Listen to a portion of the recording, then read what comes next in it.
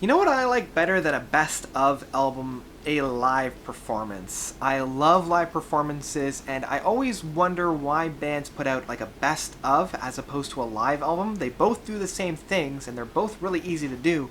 So I'm glad to see that Big Big Train has put out arguably their first full-length live album. Let's dive into it.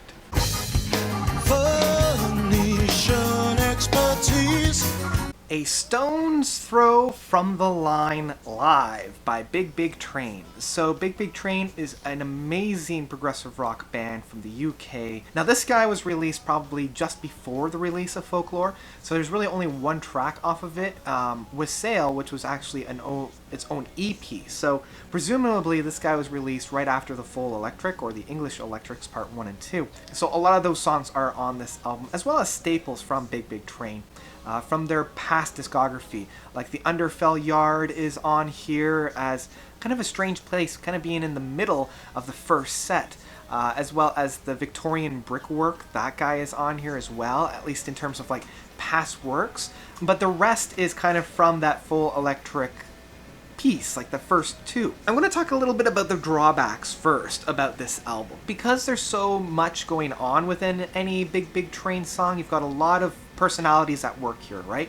You've got a lot of horns, you've got a lot of brass, you've got a lot of woodwinds, all kind of coming together within the entities. So when you're in a studio, you can balance all of those out perfectly and really give it a great package for the song. In a live performance, it's a little bit harder to balance that. So when you're hoping for like a really good punch, for example, one of my favorite songs of Judas Unreprimanded, there's 3 or 4 points on this song that really hit you hard when it's in a studio recording, but because of the live performance, a lot of those really hard-hitting notes get a little bit muddled because there's so much going at work here, and it's harder to balance a lot of the personalities that are appearing on stage.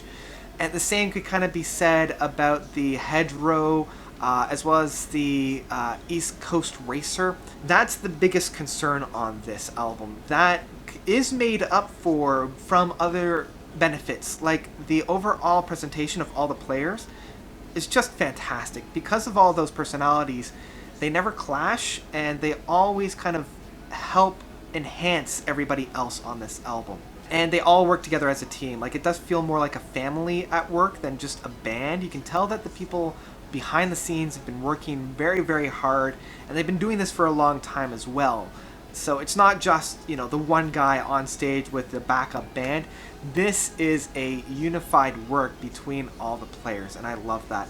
I also love the selections of songs on this album, because nothing is out of place. Coming off the coattails of, the full Electric, a lot of the best songs off of those two pieces are found on this album, and I love the selection of works. I do wish that they had incorporated more from Folklore, but I do understand this was probably recorded before Folklore was released, or probably half of the songs were even recorded at that point. This would actually be a really good starting point for the band as well if you've never heard of this. Now this is also kind of coming off of the heels from the live studio recordings from a lot of these songs of From Stone to Steel, and I feel like they were able to kind of tweak out some of the problems that I had within that live recording. I wonder why they kind of released both of these at the same time, one being a studio live recording and the other one being more of like a live set. The live set definitely has a lot more energy towards it because you do have the audience present. You do have more of a kind of, orchestration between players, whereas the live studio recording, you still have that, homey feel. You've got that very humble feel of a live recording, but you're able to play around with the mixing a little bit more. But overall, I will say that A Stone's Throw from the Line is still a fantastic piece, and one that I would highly, highly recommend. I think this is as best the band could do with what they're given, just because of such a large band, such as Big Big Train, and everybody on here is giving it their A game, so I gotta give it props for that. I've got to say, if you can find it, download it, because it is a fantastic treat and one that really deserves to be in your collection. So that's about it. What did you guys think of the live recording from Big Big Train of A Stone's Throw from the Line? Did you love it? Did you hate it? Whatever you thought, let me know by commenting below. And thank you guys so much for watching. You guys are definitely the best. And until next time. Note tape. Charge him with conspiracy.